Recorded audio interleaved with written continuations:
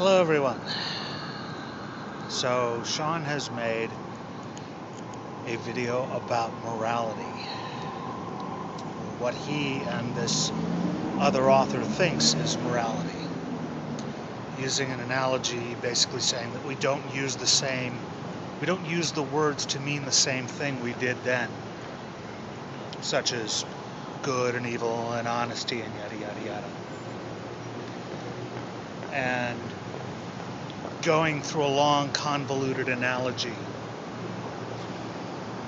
which basically talks about science, the scientific knowledge being lost, and then the vocabulary of science being restored, but the knowledge behind it not being restored. And of course, I take exception to this. Working on these 2 points real quick. One, science refers to something that can be measured, verified, and tested. The words of science are the temporary symbols that are used as we test and verify and gain and modify our knowledge.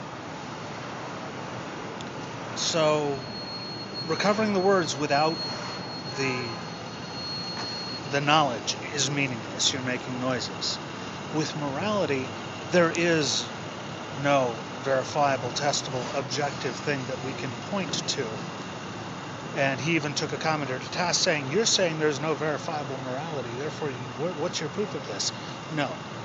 You and everyone else who's claiming that there is an objective morality is making a positive claim, therefore the burden of proof is on you.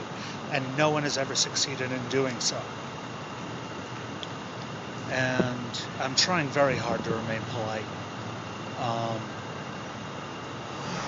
I'm not angry so much at him so much as it's been an interesting day and I'm venting. But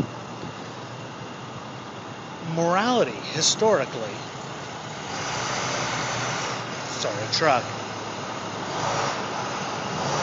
Morality, historically, has been the question of who gets to decide, who experiences what suffering and what happiness, and to what degree, and from what sources.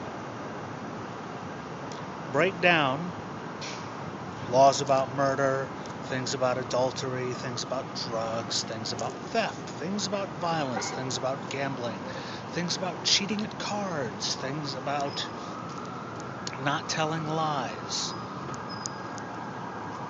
It all comes down to who controls, beyond pleasure or pain, health and sickness. Who has power? And usually these are rationalizations after the fact, as to justify a decision made about power. For instance, in China, Taoism was not the Tao, it was the Tao. Never mind. I'm probably mispronouncing it as well. But the decision by a Chinese peasant working on the Great Wall, I believe it was the Great Wall, to raise an army and overthrow the emperor, to create a new dynasty, was a very serious moral question.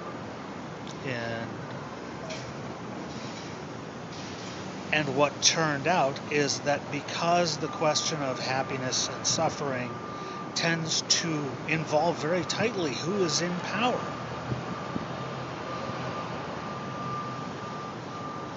there was, of course, a shift in whether people believed it was moral, depending, after the victory. Read up on the mandate of heaven if you're interested. But the difference between morality in the past and morality in the present is that morality is not solely defined by, 1, power, and 2, an inherent worth of certain classes of human beings. It still is mostly determined by these things today, but over the past several hundred years it's slowly been eroding, and we'll see what happens. But any sort of claim that we have lost some form of superior morality?